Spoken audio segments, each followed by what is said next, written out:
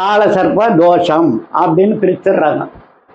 ஒருவருக்கு சர்ப்ப தோஷமா யோகமா அப்படின்னா, எல்லா கிரகமும் ராகு கேதுக்குள்ள இருந்து குரு எல்லாம் நல்ல இடத்துல இருந்தா கால சர்ப்ப யோகம்னு சொல்லி நல்ல யோகத்தை கொடுக்குது.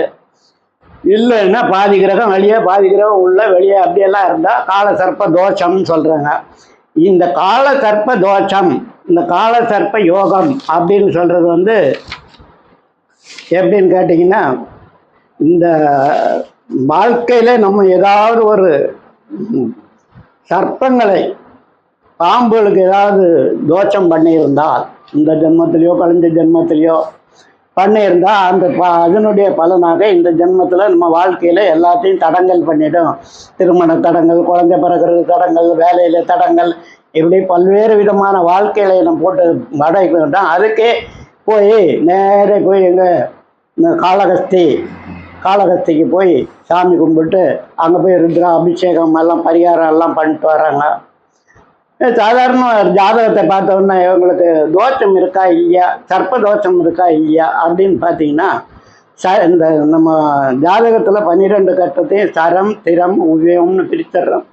இந்த சரராசியில் ராகு இருந்தால் கண்டிப்பாக அவங்க என்ன சொல்கிறாங்கன்னா, ஒரு சர்ப்பத்தினுடைய ஒரு பாம்பனுடைய முட்டையை நீ அழிச்சிருக்கிற கழிஞ்ச ஜென்மத்தில் அல்ல எப்போது, அதனால உனக்கு பாவம் வந்தது அப்படின்னு சொல்கிறாங்க. அதே இதில் ஸ்திர ராசியில் இருக்குன்னு வைங்க. ஸ்திர ராசியில் இருக்கும்போது ராகு கேது இருந்தால், ராகு கேதுகளுக்கான காவுன்னா கோவில்களை அழிச்சிட்டாங்க. கோவிலை அழிச்சிட்டு அதெல்லாம் எடுத்து நல்லா பாலடைஞ்சு கிடந்தது கோவில், அதை வெட்டி வயலாக்கி வீடு வச்சுட்டாங்க. இந்த மாதிரி சில அழிவுகளை கோவில்களை அழித்து பாம்புகளை விரட்டி இந்த மாதிரி சொன்னால் அதனால பாவம் வரும் அப்படின்றாங்க. உபய ராசியில் இருந்தால் பாம்பு குட்டிகளை முட்டை போட்ட குட்டி சின்ன குஞ்சு பாம்பு குஞ்சுகளை அழிச்சு மொத்தமாக அழிவுகளை செய்தால் அதனால் வரக்கூடிய பாவங்கள் அப்படின்னு ஜாதகத்தில் சொல்கிறேங்க. இதுக்கெல்லாம் தனித்தனியாக பரிகாரம் செய்கிற இடங்க கேரளாவில் நிறைய இடத்துல செய்கிறாங்க. இங்கே நம்ம ஊரில் பார்த்திங்கன்னா ஒரே இது காளகஸ்திக்கு போய் பரிகாரம் பண்ணுறது.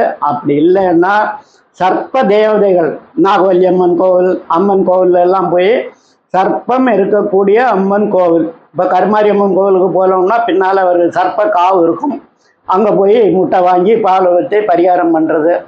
இப்படியெல்லாம் பண்ணுறதை தவிர சில ஆளுகள் என்ன பண்ணுறாங்கன்னா, சர்ப்ப தோஷத்துக்குன்னு சொல்லிட்டு ஜாதகத்தை பார்த்து என்ன எதனால் வந்ததுன்னு பார்த்து சில கோவிலில் கொண்டு போய் மரம் நட்டுக்கிட்டு வளர்த்துக்கிட்டு போய் பாம்பு முட்டை மாதிரி செஞ்சு பூஜை பண்ணி கொண்டு போய் கோவிலில் கூட இப்படியெல்லாம் ஒவ்வொரு பரிகாரத்துக்கு கையும் கணக்குமே கிடையாது. எந்த புக்கு பார்த்தாலும், எந்த இதில் பார்த்தாலும், எந்த ஜோதிடர் பார்த்தாலும், எந்த ஞானியோ எந்த சாமியை பார்த்தாலும் ஏதாவது ஒரு பரிகாரம் சொல்லிடுவாங்க. இதில் எந்த பரிகாரத்தை நாம் கடைபிடிக்க வேண்டும்ன்றது நமக்கு தெரியாத அளவுக்கு குழப்பி ஏராளமான பரிகாரங்கள் உள்ளது. அப்படி இல்லையா நேரே போயிட்டு தன்வந்திரி பீடத்துக்கு போய் சொல்லுங்க, அவர் சர்ப்ப தோஷத்துக்கு பரிகாரம் பண்ணிட்டு சனி தோஷத்துக்கு பரிகாரம் பண்ணிட்டு. இது போய் இன்னொன்று ரெண்டாவது, இது ஒரு வகை சர்ப்ப தோஷத்தை பற்றி. இன்னொன்று என்னன்னா பிதர் தோஷம்.